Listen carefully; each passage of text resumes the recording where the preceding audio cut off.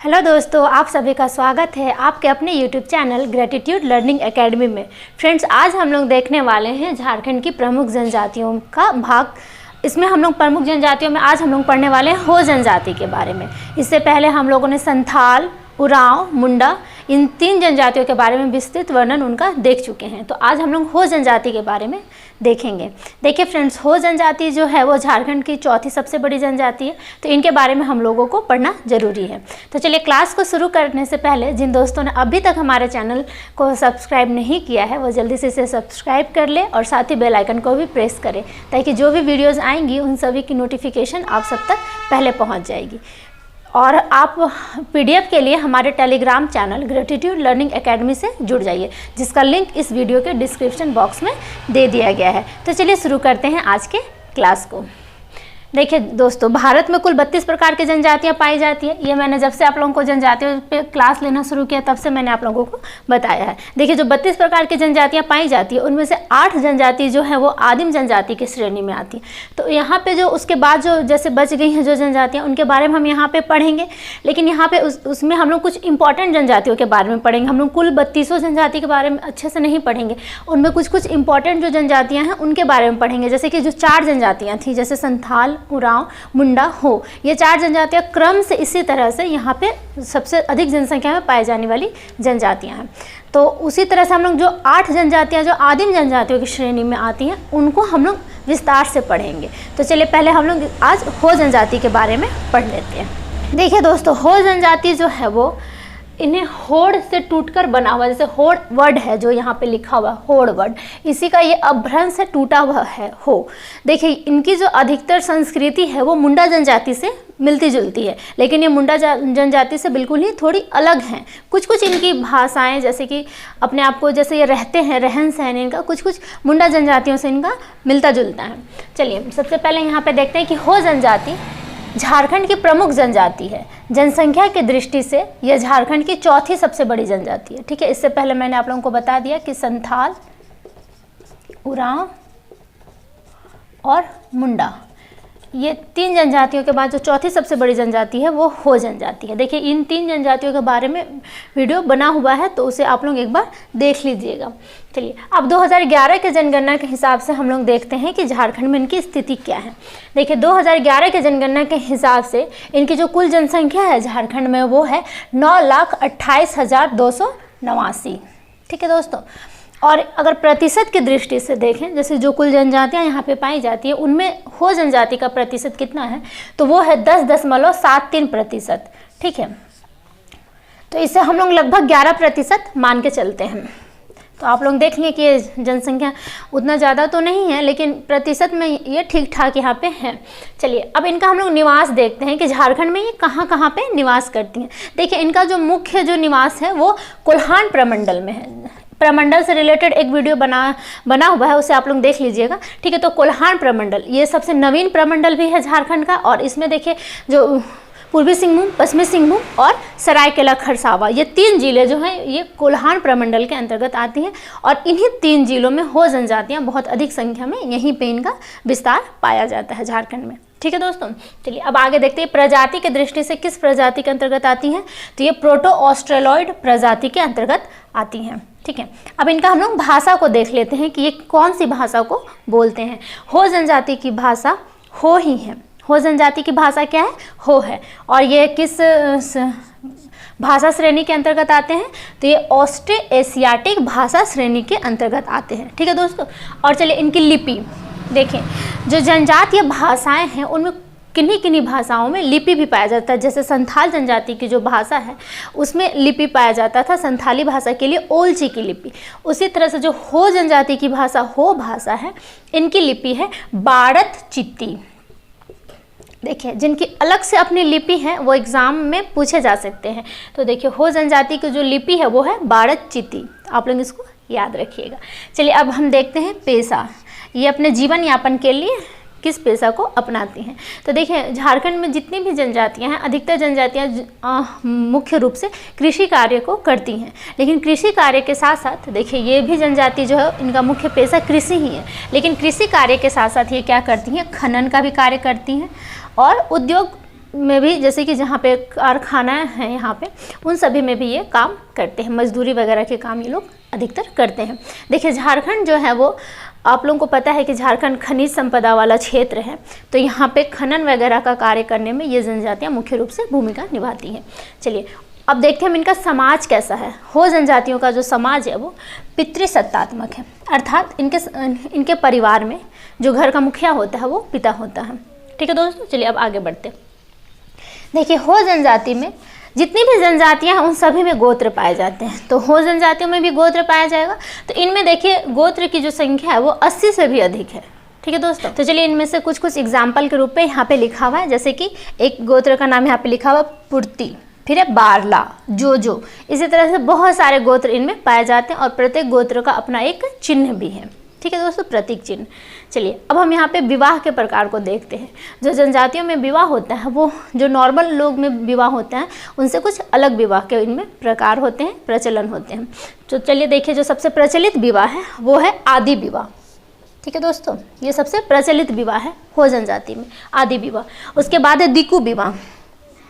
देखिए दोस्तों, जो दिकु वर्ड है इसका अर्थ ही होता है, जो जनजातीय भाषा में दिकु का जो अर्थ होता है वो होता है कोई बाहरी व्यक्ति। ठीक है, जैसे कि आप लोग आगे पढ़िएगा जनजातीय विद्रोह में, तो जो दिकु वर्ड था वो बाहर से जो आए थे अंग्रेज, उनके लिए भी इस्तेमाल किया गया था।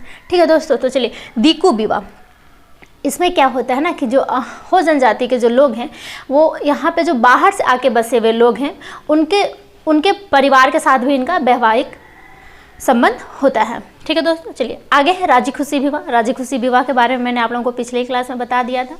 तो आगे बढ़ते हैं हम लोग हट विवाह।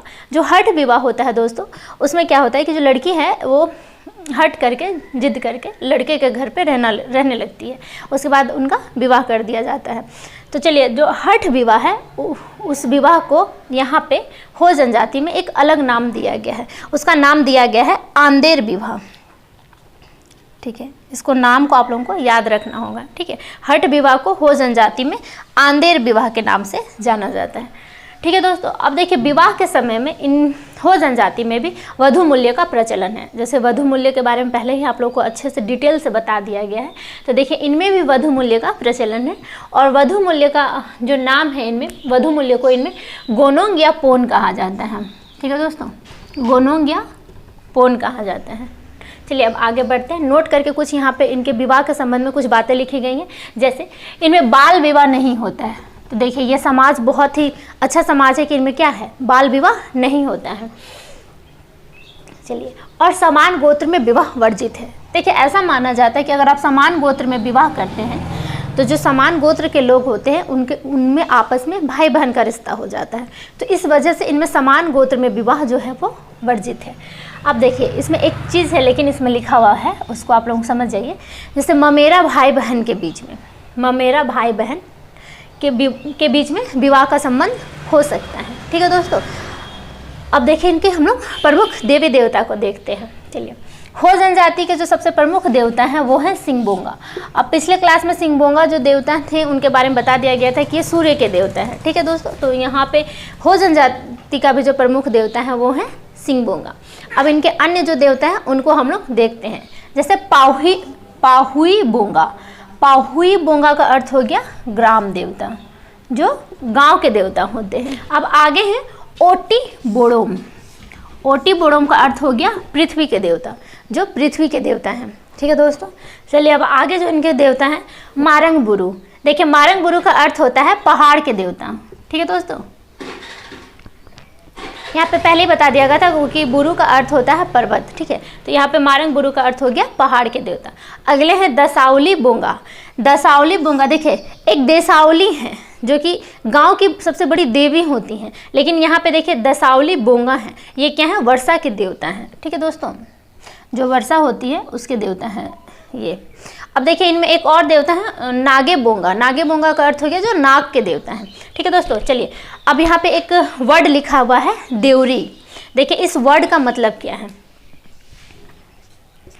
धार्मिक अनुष्ठानों का कार्य करने वाले पुरोहित, जो भी हो जनजाति में धर्म से रिलेटेड जो भी अनुष्ठानों में काम करते हैं जो पुरोहित, उन्हें ये लोग देवरी के नाम से जानते हैं। उन्हें ये क्या कहते हैं? देवरी कहते हैं। चलिए अब नोट करके एक बात यहाँ पे लिखा गया है कि इनके जो प्रमुख देवी देवता हैं, इनके अलावा देखिए ये हो जनजातियाँ अपने रसोई घर के एक कोने में, जहाँ पे ये खाना बनाती हैं, जहाँ पे ये भोजन बनता है इनके घर में, उस घर के किसी एक कोने में ये पवित्र स्थान रखते हैं जिसे अधिक कहा जाता है। ठीक है, अधिक कहा जाता है। और ये पवित्र स्थान ये किन के लिए रखते हैं? तो अपने पूर्वजों के लिए रखते हैं। ठीक है दोस्तों, अपने पूर्वजों के लिए एक पवित्र स्थान रखते हैं जिसे ये क्या कहते हैं? अधिक कहते हैं।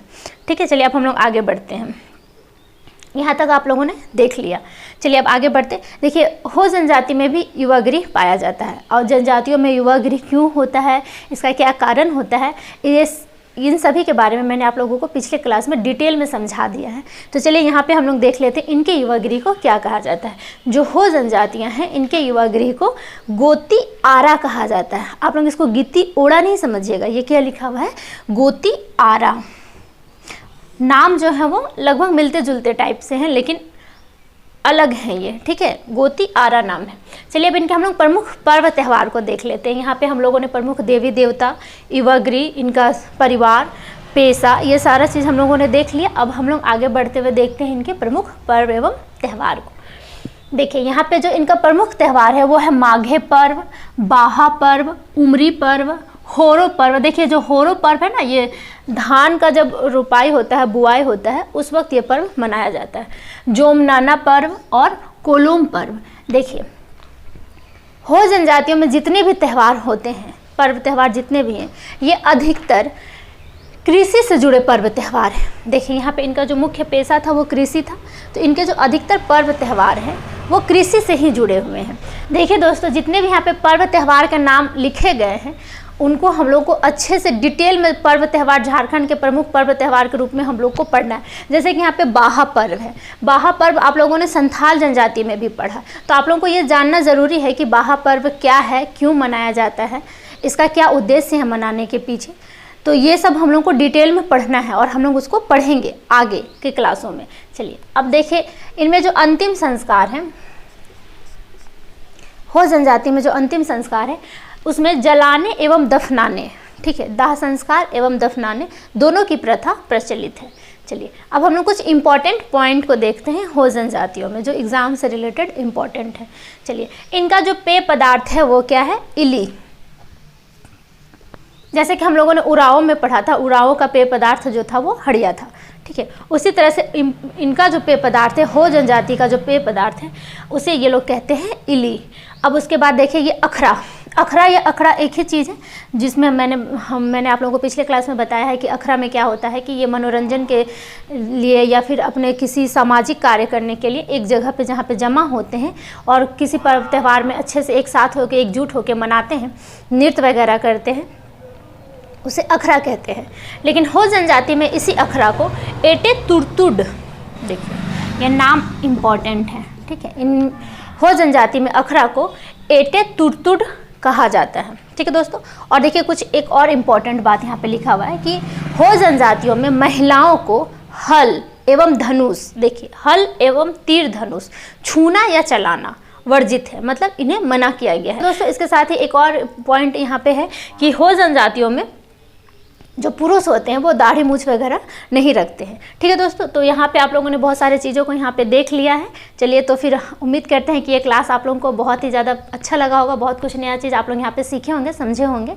तो फिर इसके बाद हम लोग झारखंड में कुछ आदिम जनजातियाँ जो बच गई हैं, 8 आदिम जनजातियाँ, उनके बारे में विस्तार से पढ़ेंगे। ठीक है दोस्तों, तो फिर मिलते हैं अगले क्लास में, तब तक अपना ध्यान रखें।